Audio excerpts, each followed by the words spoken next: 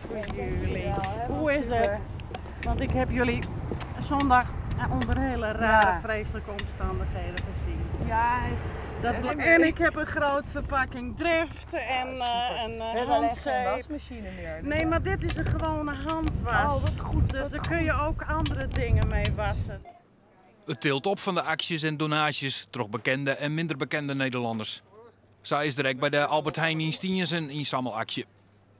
Onvoorstelbaar, gisteren kwam weer een hele bekende DJ, heel lief, met zijn vrouw aanrijden en die gaf me een envelop met geld. En die heeft toegezegd dat met het festival wat ze organiseren, dat ze voor mij en voor de dieren natuurlijk in gaan zamelen. Lorette Schrijver, Annemarie Posma, Emiel Raterband, Kelly van der Veer, ze zijn allemaal voor mij en voor de dieren bezig.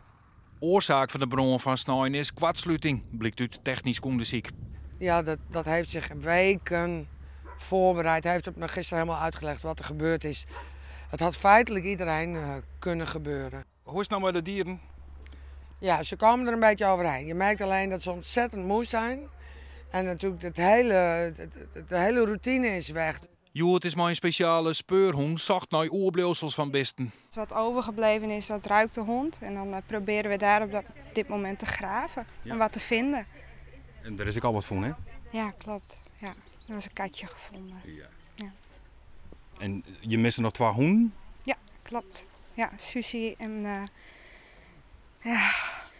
Van de meer dan 40 katten die in de opvang zitten, wordt de helft nog vermist. Wij hebben een klein idee wat er mis. We hebben ook nog een paar levens zien lopen, maar die komen op dit moment niet terug. Het is toch te druk.